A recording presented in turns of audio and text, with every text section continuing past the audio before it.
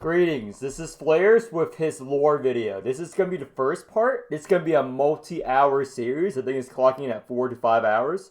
But let's begin.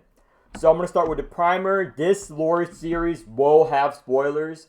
But I'm going to start off with the bigger one, which is the overall setting of the game. As you know, the setting is pretty strange.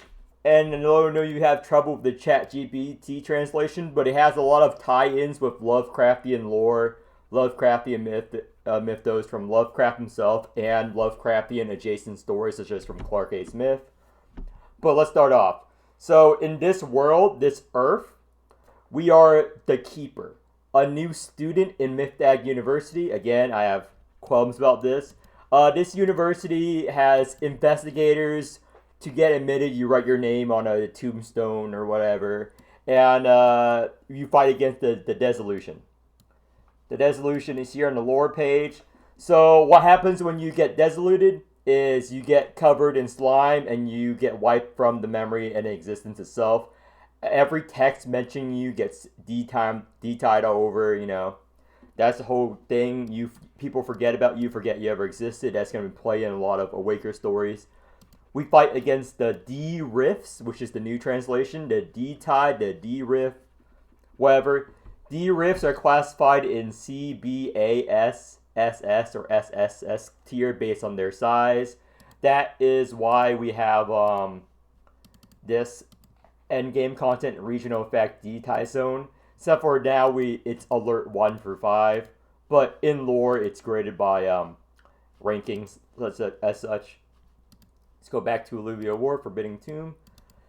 This is the Clades, Dissolution, what happens when you get dissoluted, blah, blah, blah. So that's our purpose. We're into school. At day, we do homework, we learn, we have classes. Again, we're in the classroom, we do have classmates, such as Hannah, but we're the only one who does anything, because, again, they can just get rid of the school setting. The story would play out just fine. So in the school, this is our dean, the interim dean right here, which is Zort. Tawil is one of the founders alongside Philip, and this is a bad translation. This is another error. It's Philip and the successor. Here you go, Alistair. I don't know why it did this translation change, but you just ignore it. Again, the translation in this game is really bad at the current point. So this is the secret of Mythdag University. This is how we make Awakers. The first Awakener, Awakers, whatever you want to call them. So Awakers are powerful beings powered by the D-Tide. How you make an Awaker varies from Awaker to Awaker. We're fucking necromancers, dude. We find a piece of silver core that people leave behind if they get dissoluted and they're very strong, and we plop it in the black pool. That's the whole pooling mechanic. We just plop their silver core and pray something good comes out of it. But every organization, there are many factions in this game. I'll go into them later, but there are many factions in this game. Everyone has a different method of making an Awaker. So the evil faction, the Sculptors, they make it through a Mengele-style Nazi experimentation with pure science and torture. That's how they made 24. They made 24 by just torturing victims until they get multiple personalities. 24 is named because she has 24 personalities. That's how they made Coom. Let's see if Coom is on one of these things. That's how they also make Coom, which they basically Full Metal Alchemist a girl. Let's see. Should be the hybrid. There you go. Coom, if you watch Full Metal Alchemist, that's what it did to her. Mixed her a bunch of animal parts, and boom, Awaker. So with enough science and with enough torture, you can make an Awaker. The theme about how to awaken is that every Awaker is tied to a certain god, which I'll go over once I get started on each Awaker story. So based on the whatever, so the Ultra is all full of space aliens. For example, Dies, she just puts her seed in people. She's the goat lady. And but we're fucking necromancers. We put them in. So if you want a character that you really love to become a unit, you want them to die so we can res them. And we have a lot of other students as well in their classroom, such as Hannah, which is the news girl. Again, we can skip on our homework. It's not a real school. Like, they can put any other setting. They just make it as like an FBI. The school is barely poorly touched on, in my opinion. But let's see. Where's Hannah? Where's Hannah? Hannah's the best. Hannah's the best. One of those. One of these is Hannah. There we go, Hannah. So Hannah is the top information broker. So how to get into school? You be chosen. You have great potential in the Silver Key, or be like Hannah and just bribe her way in. Her lore is that she is from a very powerful family in the Aglo Republic. Again, this is not the actual name of the Aglo Republic. They're just changing this name every translation because they're using AI. Whatever Republic. The first word is going to be different 10 times throughout the story. But there is a Republic with an A. Okay? So that's why you need this video. She's just very wealthy. She's a very big nerd.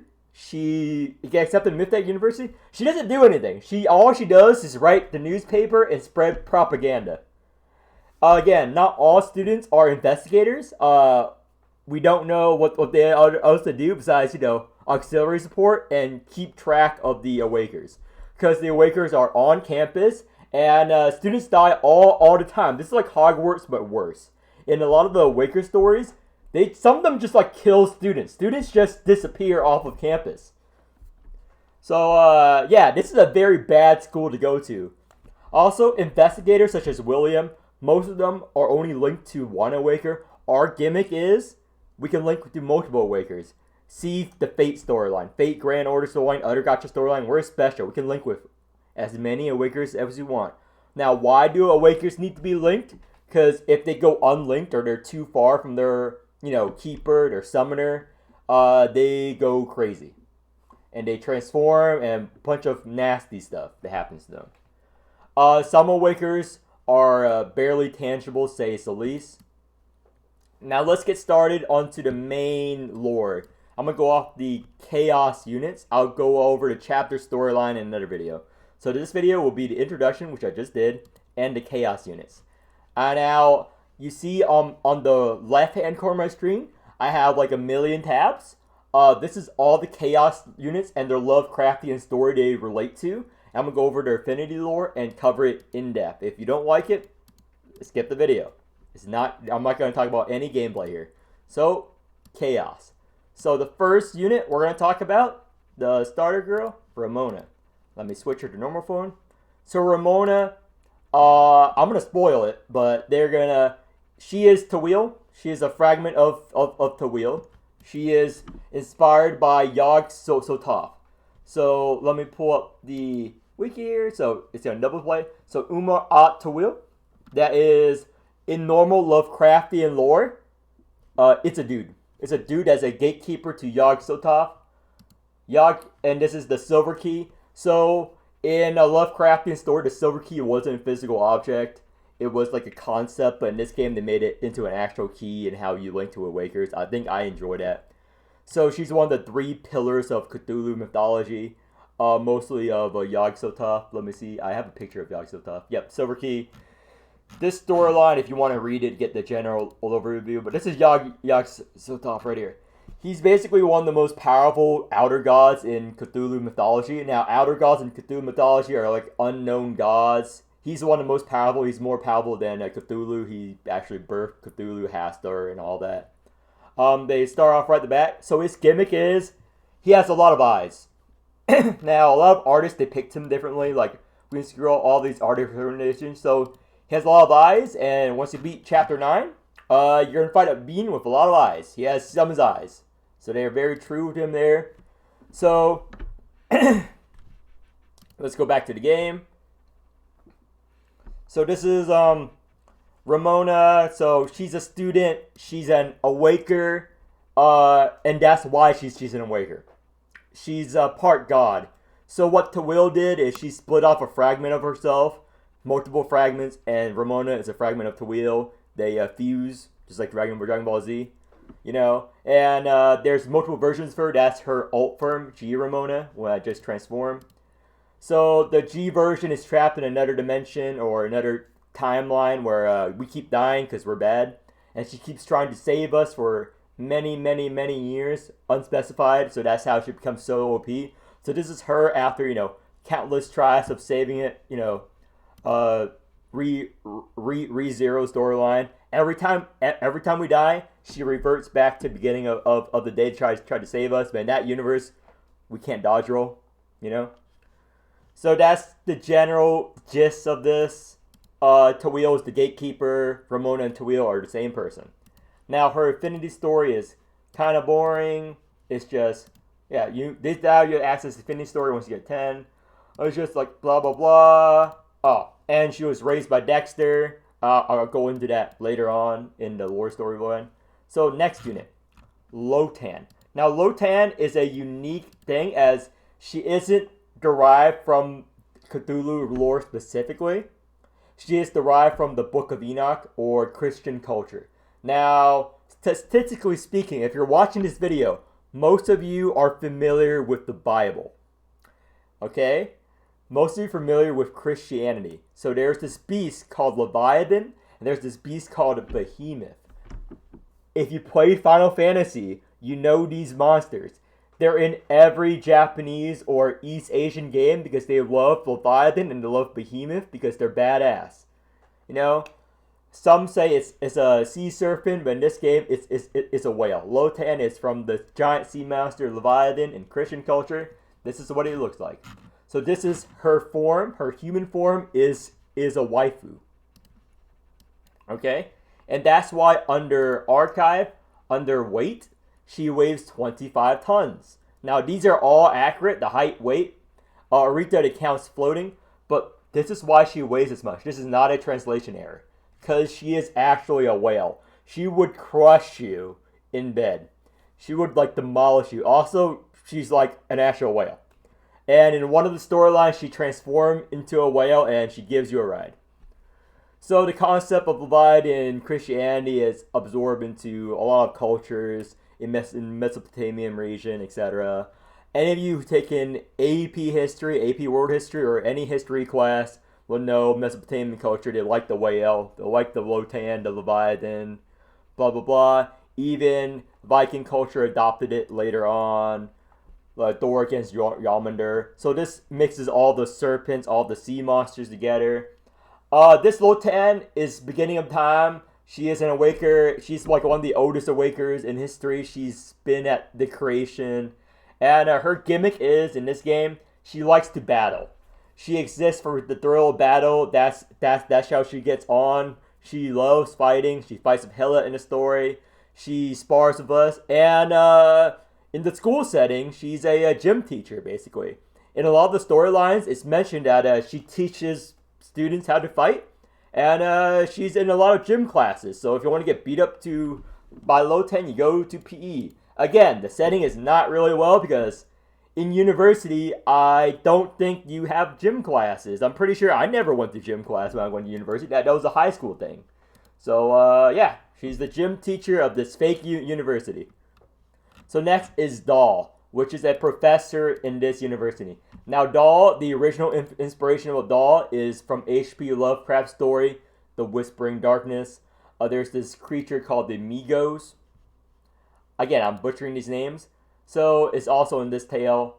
But the Migos is where she gets the inspiration from, the Whispering Darkness, blah, blah, blah. So they're described as fungal organisms that look like crustaceans.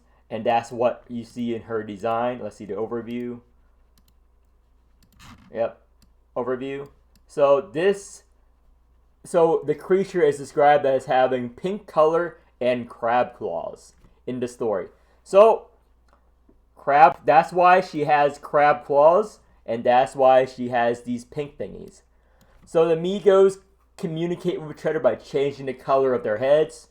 So they depict emotion by changing their head, or in this case, her brain jar. So this is how they adapted this story. Again, the Migos were described as pink crabs the size of an adult man, and they're males. Now, since this is a gacha, a lot of the formerly male characters are now waifus. So this is a waifu character now. And It's described as a crab in the original story, which is what they're going on. And they communicate through sound that can simulate any language. So in Lovecraftian lore, she can talk to fish, she can talk to lizards, snakes, doesn't matter. And they can hypnotize you using ultra frequency sound waves. And they can transform into humans, blah blah blah. And they're very advanced in technology, which is why she's like the scientist of the group. That's how they do. And with Doll and G-Doll is her evil alternate dimension form. They adapt the other part of the Migo in lore. Again, read the Migo. You can just read the Wikipedia page if you don't want to read The Whispering Darkness by H.P. Lovecraft. They are aliens as well, so she could be an Ultra unit. Their food is shipped from outer space, just like a Peacekeeper storyline. Again, a lot of storyline from other media copied from H.P. Lovecraft. They also like cutting open the skulls of our creature, examining our brains, and putting our brains in brain jars. See here. And they also carry these brain jars when they travel through space. This is all in the H.P. Lovecraft story. If you're familiar with this, you know this. Again, I've extensively researched this. I know what I'm talking about, unlike other people. So that's why she's pink. That's why she has a brain jar. Now, enough about the Cthulhu inspiration. What is her story in this lore? How it relates? So, she wasn't always in a brain jar. So she contacted D-Tide, or she was desolute. She was sick with D-Tide. She coughed up black stuff all the time. She was filled with growing pains, blah, blah, blah. And then while she was, researching, you see on her storyline, she made a lot of our technology. She made the silver chip technology cleanup. And she wrote Technomatic, blah, blah, blah. She knew she was going to transform. So she wrote how to transform. She then died. And the next day, she got awakened. And she immediately went back to her lab and started working. All of her students, all of her peers were like, you just died? And she's like, whatever. So she took being an awakener the best. This is not her only body. She has like a lot of bodies. The brain jar is only symbolic. She can communicate long range. She can send the body alone and keep the brain jar at school. Remote work. Blah, blah, blah. She's a teacher. She doesn't have real emotions, even in her romance. All she does is hug you when you try to breed. Mother, cremated. So yeah, she's basically very smart. She is inspired. She's part crab now. And that's about it. She's our science teacher. Now, oh yeah, she also chose this body. This may not be what her original body chose like. And by all descriptions of the pronouns, she was a girl before she got this awaker body. So it's not the case of this is actually a dude's brain in a girl's body. This is actually a girl's brain in a girl's body. I assume, as a professor, she was older and she just chose this younger body. I assume, okay? Now, next, Ogier. Ogier. What is he connected to in actual Lovecrafting story? Now, it's the tale of Septembra's Zeros, however you pronounce it, by Clark A. Smith, which makes a lot of Lovecraftian stories, blah, blah, blah. So, it's inspired by a god known as Shatagua, whatever. Okay, I have it right here. This is the outer god he is most likely connected to. This fucking furry beast creature. Okay? The mythical creature, the formless sun, which is what you get from his wheel, a heart's night, blah, blah, blah. It is described as a black slime-like creature with no fixed shape. It can evolve into a toad-like mass, a lot of tentacles, a lot of appendages, and they're invisible. So why is this relevant? The Ogier story. Ogier's story, he is a knight in training. He was protecting a princess who is sick, and invisible stuff keeps happening. Invisible creatures attack. They get invaded by another country. He gets killed. He gets stabbed. He died trying to protect the princess's room. Got the princess's room, blah, blah, blah. So that corresponds with the invisible sun, habit to protect the sanctuary, and they're invisible. Yeah. Protect Sanctuary. This is probably the god. Formless spawn. They're invisible. Here we go. Formless spawn often relates and keep the sanctuary from being defiled by non-believers. That is his role in the princess protecting the storyline. So that's how he ties in. Now the Ogier story is the first story a lot of players will use during the fucking daily tokens. You know what happens? Pretty sad. Princess sick. She dies. The bell doesn't ring. He dies. He gets awakened. Still a little boy. When we get G Ogier, he's probably going to be like a Giga Chad adult or a twink. No in between. Now that's Ogier's storyline. That's his Awaker storyline. Tragic backstory. Small Knight. Invisible Sun. Connected to that specific outer god. As you see in here. Satagula. Satagula. However you pronounce it. Okay? Now, next Chaos Awaker. Nymph. One of the worst storylines. One of the worst backstories. So Nymph is not from Lovecraftian. Nymph is from Ophelia. Nymphia is from the poem Ophelia from, what's the author here? Arthur Rimbaud. So this is her entire storyline and what the creators got inspiration of her depressive storyline. Now Ophelia, which is what this poem is named after, is from the Shakespearean play Hamlet.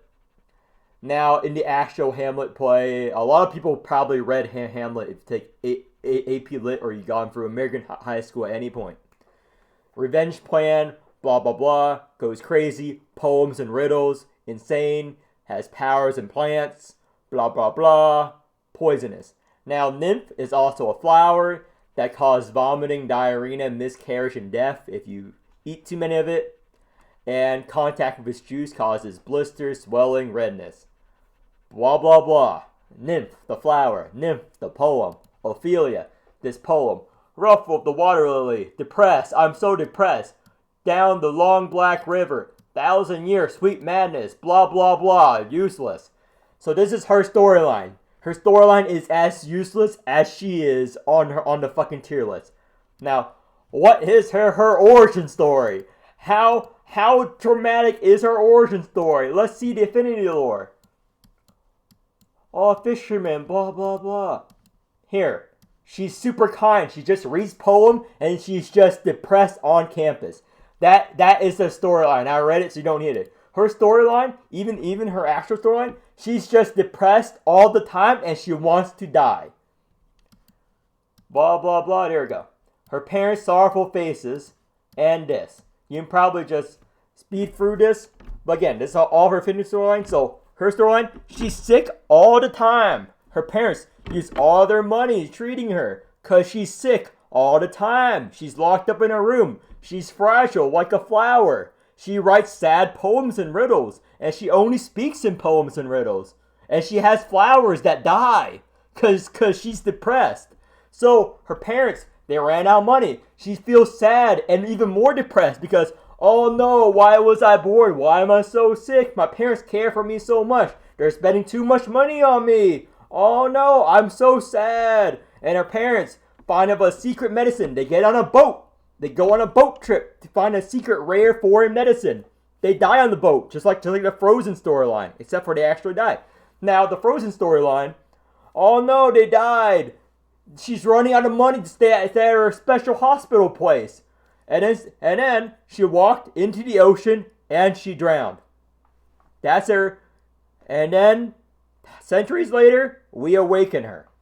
That's her storyline. She got her parents killed. She got depressed. She walked into the water while speaking in poetry. Why must I born in this world? Woe is me, like blood dead. That's it. She's an Awaker now. One of the worst storylines I ever read, dude. Holy shit. She's just depressed. Anyone can become. Right now, you ask any millennial, any Gen Z kid, they would probably be a nymph. If you're watching this video and you're Gen Z or you're a millennial, you have the same backstory as her. So relatable. She's just depressed and she wants to die. That's everyone. Okay? Next, Alba. Chaos Realm. Now, Alba, her storyline is not really anything related to Cthulhu per se. There's one aspect which has been brought up in the Chinese community, credit to them, that she may be based on. Sorry about this. I'm going to go through the... There we go. Which is her leg swords. Her leg swords and her sword mechanic relates to Barcia, or Barcia's Crescent Blade. Let me go to Barcia here. Barcia is the high priest of the elder god of Uthar, teacher of Atai. So Dreamland, H.P. Lovecraft Wiki. So this is what she might be related to. Why? Is because Bersa climbed this stupid mountain in lore. And there's another blade called Barcia's Crescent Blade. It's basically the ritual knife you see in a lot of Lovecraftian stories. You know, the curved knife that Miriam has to summon the old ones. It's called Barcia's Crescent Blade, and if you look at her legs, that's what it resembles. So that's the only thing, and I guess she has a little bit of magic. But her entire in-game lore, I think she's like basically a new character in lore. So she was a soldier of this kingdom 300 years ago, or 100 years ago. However many years ago, she was a powerful soldier. She fought for her country to colonize other nations. Battalion, blah blah blah. She got injured in a battle. She lost her legs. She became a cripple. But now she become a teacher, and now the army, the country she fought so far for, it's just like a regular veteran story of any country, dude. She's an old vet, and the VA office doesn't treat her kindly. And now she was a great war hero, but now that she's a cripple, they're like the new recruits just bully her. Hey, yo, you don't have legs. You don't have legs. You're so lame now. Blah, blah, blah. Depressed. My country betrayed me. I don't get enough VA benefits. So what did she do? She starts doubting her entire life. She was basically like a space marine or a hell diver. Very fanatical to her country. Colonized other places. Now she's a disillusioned vet with PTSD. She eventually goes to the Sand People, the Tuscan Raiders, which is dies. And then she met Dies and becomes her loyal guardian for centuries. And she guards his Dies' coffin. And now she's with the Sand People and they're buddies now. That's her lore. Okay? There's nothing else you need to know. Standard VA PTSD soldier story. Join another nation that treats her kindly. And that other nation has orgies every now and then. Lots of orgies all the time. She does not participate in them. She just watches and guards the coffin. You know, in the fucking cuck chair. Now, next. Pandia. Pandia. Now, what is she based on? Probably the moon base. Probably the story of... Let's see here. No. Here we go. This is the most likely Lovecraftian story she is based on. The Dream Quest of Unknown Kadif. So... in this, they live on the back of the moon in Dreamland, where there are forests and oceans. The god she's connected to is a white toad-like creature that can change shape. And it has pink tentacles with no eyes. Now, that's what her design is based off. Pink. Yep. So the moon beasts can adapt to a lot of climates and environments, and they have high intelligence. They're smart. They can cook, mine. But... one of their key aspects, the moon beasts in this story, is they like to torture people. Yep. You can ignore everything else. They just went full hog into the torture mechanic of this. So she's very sadistic, and it's that's the only element of the Lovecraftian that she copied from the moon beast besides being pink. So in the actual in-game lore, archives, blah blah blah. Whip. So, Awaker material, she was in the Londinium Newgate prison ruins. So, she used to work for a jail, and she used to torture people. And she enjoyed it. Beware of Pandia. Her danger is not reflected by her appearance. She's a demon. Blah, blah, blah. She creates traps, luring researchers into master-slave contracts. Again, she's very dommy. She wants you to be a slave, and in her breeding event, she wants to tame you, okay? The romance is non-consensual. She just wants to whip and tame you into submission. Now, some of you listening to this thinks that's hot. Now, if you look at her original concept art design, she was a bit older. She's like a grown-up MILF body. Now, they made her into a lolly now, which I disagree with. I think her original design is better. Now, if you message me on Discord, if you want to see her original design, I'll send it to you. Her original design is a lot better. But Sorel is the only one Pandia is afraid of. We don't know why. Sorel put her in her place. But she was very kinky when she was alive. Like, once bloodied, heavy criminals were shackled and stripped of their dignity, kneeling to her in the maze-like cell, kissing her leather boots, humbly calling themselves her servant, calling her master. So, what she did is this. Master, whip me. The flame of desire burned in her eyes. I should have dried up. So, her hidden fetish is she also wants to be tamed. She wants someone else to rise up and whip her back. That's her whole gimmick. She's a sadist who wants one of her victims to rise up and beat the shit out of her. That's her whole gimmick, her storyline. She also tortures people so hard that most of them become slaves, just like Wanda. Okay. Very kinky awaker. Some of you want this. She also likes being hit. So every time you hit her when she's a boss, she goes, Kimochi, Kimochi, Kimochi, over and over. Yeah, she enjoys that. She enjoys being hit. She enjoys hitting. Again, that's her entire gimmick, is to be kinky. Now next, Nautilus. Now Nautilus, inspired by Nautilus. Very, very intensive research I had to do here. It was very hard to find out that Nautilus was related to Nautilus, which is the boat of Captain Nemo in the 20,000 Leagues Under the Sea. A lot of you probably read that in school or chose to read it. It's a horrible book. I hate the book. So, again, submarine, blah, blah. So it's just named after the boat. And Corporal. No elements of it besides the fact that she's an engineer and she likes to tinker is reflected. She's just named after it. So this is her full design. Wow. So her whole thing is she's the Miftag University's best engineer, best fixer-upper, the maintenance crew, the janitor. So her gimmick is she has a short-term memory. She forgets a lot. Her story, she's very D-type brain. Her story is that when she grew up, she worked in her mom's workshop. Blah, blah, blah. I'm just going to speed through this.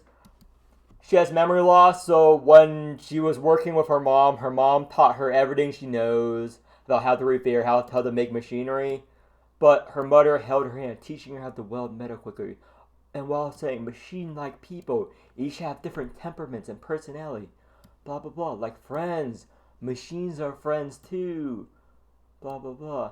Eventually, her mother got sick and died. That's 99% of the stories here. You have a parent, they raise you, they die. And she forgets about her mom. So sad. So here we go. This is the saddest part of the story. Infinity 10. So it's always incomplete. Crucial component without it. Because it's R. Why did I say R? Me and who? Do I remember something? My head hurts. But this notebook's in tomorrow. I can pick it up and left off in the only entry in her diary. She never goes back to it. So her thing is whenever she makes something or fixes something several times in the story, she keeps using the plural pronouns. Now, her pronouns are not they, them. She just uses R and whatever a lot because she still subconsciously thinks back to her mom because it's always their dream to build something and travel the world. Journey into the unknown. But she doesn't know why she keeps saying plural pronouns or referring to herself as we shall venture forward. Don't worry, we got this.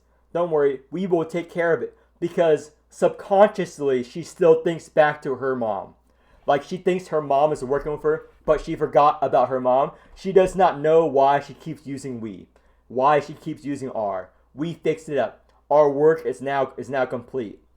So also another funny thing is like in the story, you should notice that her memory loss benefits her as an engineer because she keeps forgetting whether she tightens a screw, and the way they write it off is that you always want an engineer that like triple double checks, and she always double triple quadruple checks because she forgot that she already double checked it.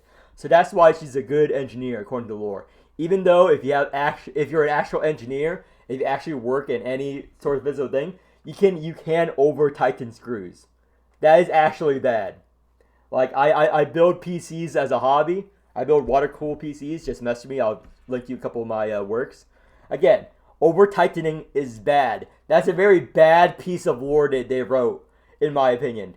You don't want to quadruple tighten screws. You don't want to sextuple tighten screws. Again, I'm just gonna go on a mini rant about this. She's an awful engineer. You don't want to over tighten, dude. What the fuck is up with this? Okay, next, Karen. Probably the most insane chaos awaker, and that's really speaking something. So what is she inspired of? What god is she linked to? Glaki, whatever it's called. Now she weighs 99 pounds. She's 5'1". This is her birthday. She's female. So why is she related to Glaki? Well, because he's a Lovecraftian monster. Is a normal sea splug, blah blah blah. His gimmick? He raises zombies. She's a zombie. She's blue. She's blue. And in the last event, it relates. She is also inspired from the story, "The Inhabitants of the Lake and Less Welcome Tenants" by J. Ramsey Campbell. So she also relates to this story as connected with the last event. So the lake people under the lake, which is what the monster under the lake is. So how it relates to the lore is like humans transformed by Glaki transform. They still look like humans. As time goes by, they become more zombie-like, and they're unable to appear under strong light. So if you shine a flashlight on her, she recoils in fear, just like me, just like I do. Fuck the sun. The sun is evil. So why? They transform into a state called green zombie. Now this is not actually green. This is blue, but you kind of get the gist of it. And they'll eventually rot into a disgusting mass of meat, and they smell really bad. She cooks really bad. She's a very bad cook.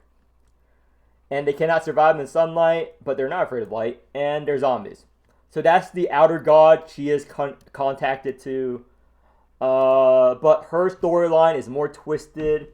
Her storyline, okay, this is just her awakening. They find a bluish green slime. So yeah, she is green zombie, Glaki. Blah blah blah. This is when they found her. Now, Master, she cleans up after you. Here we go. Her storyline is like before she was an Awaker, she was a regular crazy girl. You know the hot crazy Matrix. She was apparently like a 10 on the hot crazy Matrix. 10 crazy, 10 hot. So she was the hottest girl in her village. Eventually, she was taken to the palace to be the king's maid because she was very hot. But once she got there, she was confused because she was a 10 in the village, but now she's in the king's palace. Everyone there is hot. Everyone there's a supermodel. It's like the hottest girl in the engineering class going out to be a supermodel. She's going to fail because being the hottest girl in the engineering class does not mean that you're actually attractive. If you're average, you would still roll and love engineering students. As a guy who has a minor in engineering, I know what I'm talking about here. If you're the most average looking girl in the engineering class, you are the hottest girl in the engineering class. Now, she is distracted. Why? She was born to be envied, to stand out. She was so used to having so much attention. But now in the palace, everyone is hot. Everyone is a 10. So she got ignored because everyone's hot. And then she looked at the other girls and she saw they have nice earrings and nice clothes. Like, oh, I know what's wrong. It's because they dress better. It's because they have clothes. What did she do? What would a sane individual do? They would start making clothes Cinderella style. They would go to the store, buy some clothes. No, no, no, no, no, no, no. That's not what she did. She started drowning the other maids. Yeah, she started drowning the other maids. Wow, Ruby's here. Noble ladies. Every day. She starts killing the other maids over and over and over. So that's her. If you read the story, that's what she does. She just kills, just ganks the other girls for their outfits, and she never got caught. So if you're a regular girl walking out in the street and Karen sees you, if you're wearing something fashionable, you're wearing like a Louis Vuitton bag, she will fucking drown you immediately. She will lure you to a dark alley, drown you in a small pool, and yank that Louis Vuitton bag right off your course. If you're wearing Gucci, she will come into your house in the middle of the night, shank you, and steal your fucking clothes, dude. The police will notice a robbery, your money, all there. Your ID, all there. Your clothes, gone. All of your good clothes, gone.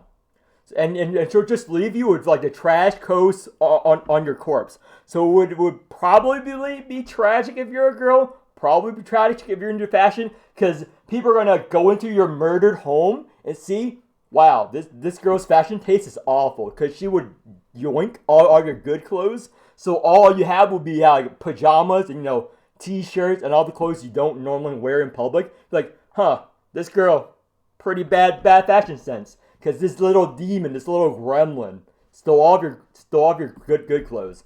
So that's what she did, and it worked. She wore all this super good clothing, all this super good jewelry. The king noticed her, and on her day, she was the belle of the ball. No one noticed like a bunch of maids are missing, and they're naked. But yeah. But on that exact same day, the D tide engulfed the capital. Everyone died. So her lingering resentment is that no one saw her wearing the good clothes, her super outfit she made from murdering probably thousands of girls. I'm probably overplaying. It's probably like only like a couple dozen girls she killed and murdered. Again, she has the highest girl to male kill count in the story. Like the ratio, she only kills girls for their clothing. Again, if you're a girl watching this lore video, stay away from her if you're fashionable. Now, if you're a girl and you're not fashionable, you have nothing to worry about. She's not interested if you don't have fashion sense. Now, next Chaos Awaker.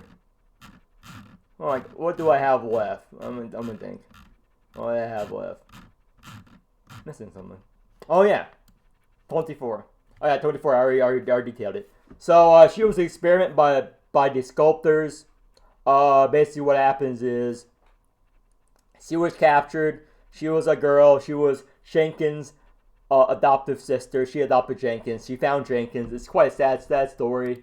They're best of sisters, and Jenkins went to go find her in chapter 2. Again, chapter 2 or chapter 1, you get to see their storyline. I'm just gonna recap it. Jenkins goes to search for her. She found her in the fucking place. She got tortured and turned into a Waker. Now, how the sculptors made her into a Waker, they just tortured her until her mind broke.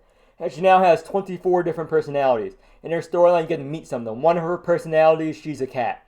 One of her personalities, she's a gamer and she says slurs all the time. One of her personalities is called Toxic 24.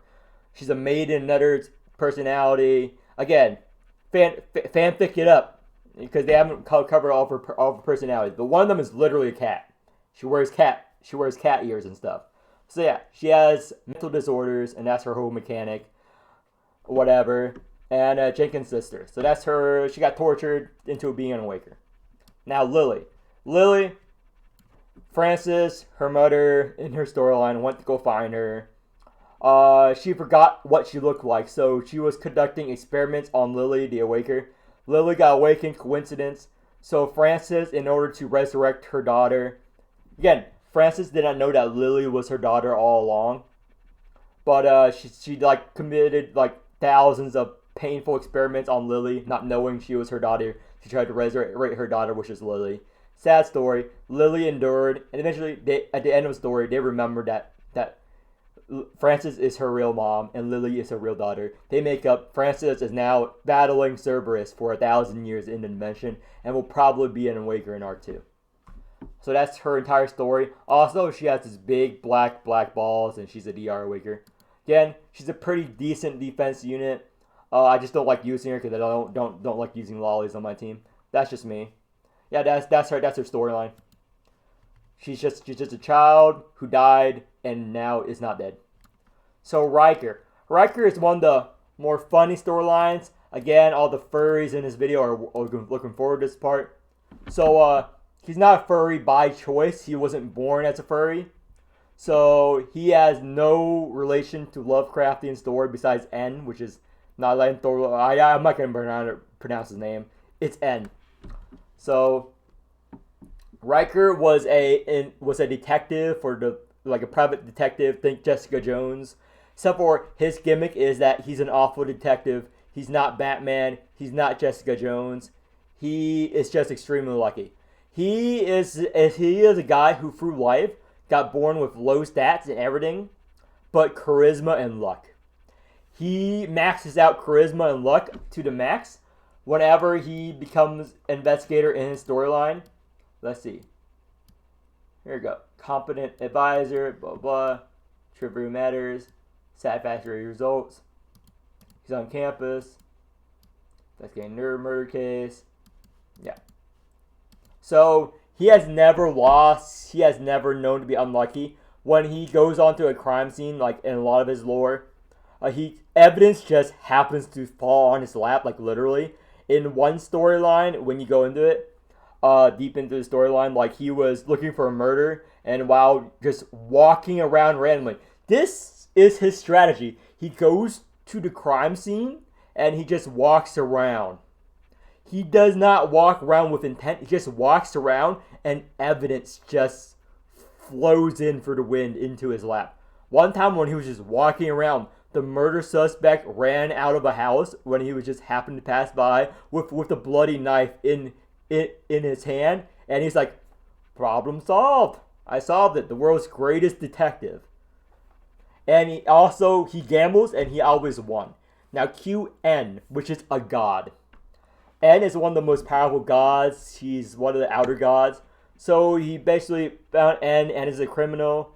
So he started playing strip poker with N. He started gambling all of his money, gambling everything. But N liked him because he found him funny. This is the N suspect. Riker didn't wincing around. Lost his pipe, hat, lost his clothes, completely naked. Blah blah. And then N was like, "Want to up the bets?" Riker is like a degen gacha gamer. He kept gambling with the hopes he's gonna win. He's gonna hit eventually. So he bet his soul, his life, his body. He bet everything. Normally he would win. And he played Russian roulette. Picked up the gun. Like YOLO. No hesitation. Blew his brains out.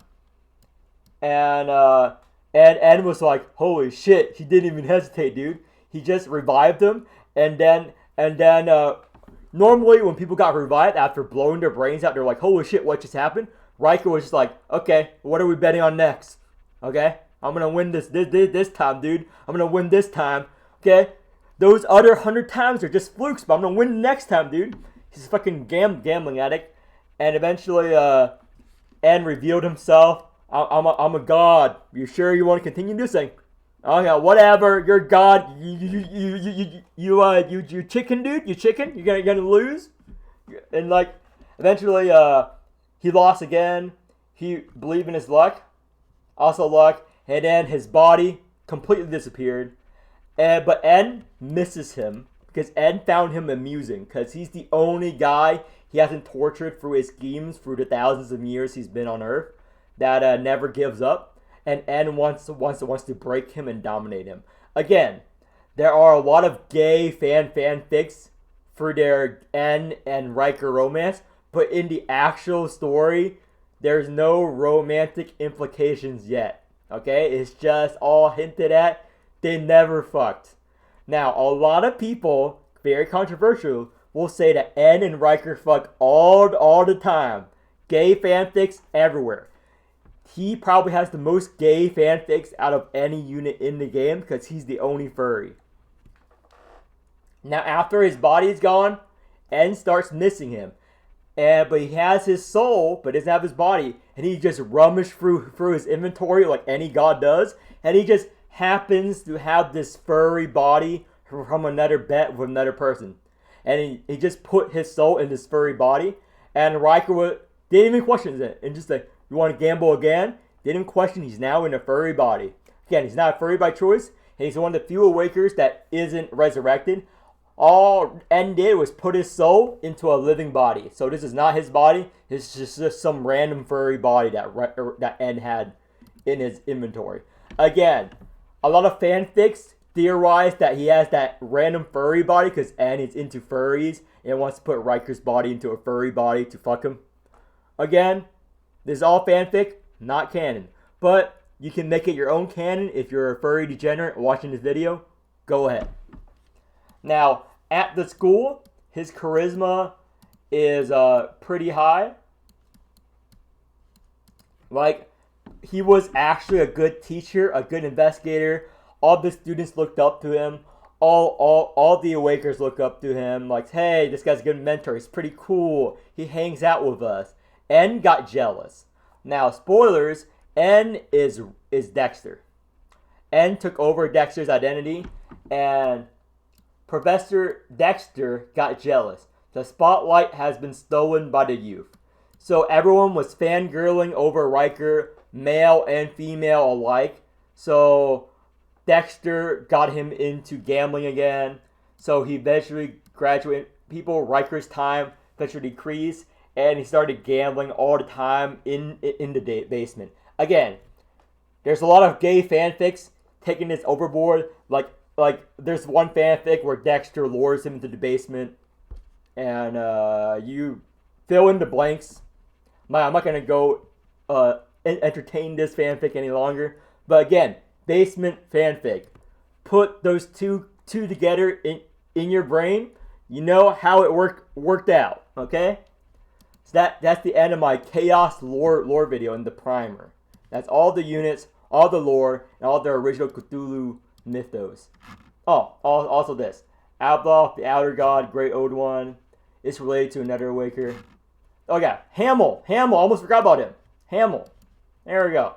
That's why I had that tab ready. So Hamill is related to this storyline, the music of Eric Zahn, which is about a cursed student H.P. Lovecraft story. Same thing. Music. Hamill's music. And this is the god he is connected to. Again, this is a different wiki. But this is the god. Trinumbra. You can imagine the god looking like this. This is the outer god, music god. God of mystery. So, this guy was a former famous composer. He eventually found a cursed music. Just like Melody did in Hunter x Hunter. I'm sure a lot of you guys are a fan of Hunter x Hunter like I am, fan of Yu Yu Hakusho. A lot of you guys are based, okay? If you do not know what Hunter x Hunter is, if you not know what Yu Yu Hakusho is, stop this video, go watch that shit, you fucking degenerate scum, okay? If you're not a fan of Hunter x Hunter, go and watch it right now, okay, to get your human status back. Very good. Cursed music. So, he actually completed the cursed music. He died. And he got turned into this. Also, he's hollow. The inside of his body is hollow. So all you fangirling over Hamill, know that he has nothing on the inside, literally. He's hollow on the inside. Now, when I keep saying this, fangirls say, don't worry, I will fill him up myself. And that is degenerate behavior. He only likes music, dude. You're not getting anywhere with this man or instrument. He's hollow. He's literally hollow. Look at this, dude. On the inside. He only cares about music. He got cursed by cursed music. He is a composer. Also in lore, he's also a very strict teacher. And he hates everyone but you. He makes fun of every other student, saying that they're all failures. So he's basically like the strictest teacher at Mifdag. Here we go. In Guide, most of the time he's alone. He calls everything practice. He's the devil teacher. To get his attention, just play the wrong note, and his face would frown and look your way at once. He tormented students. So he's basically like J.K. Simmons in Whiplash, like keep up with my tempo, you know. But yeah. Now is the end of my lore video. I might make the other 2 lore videos this weekend, but this was an hour long. Peace.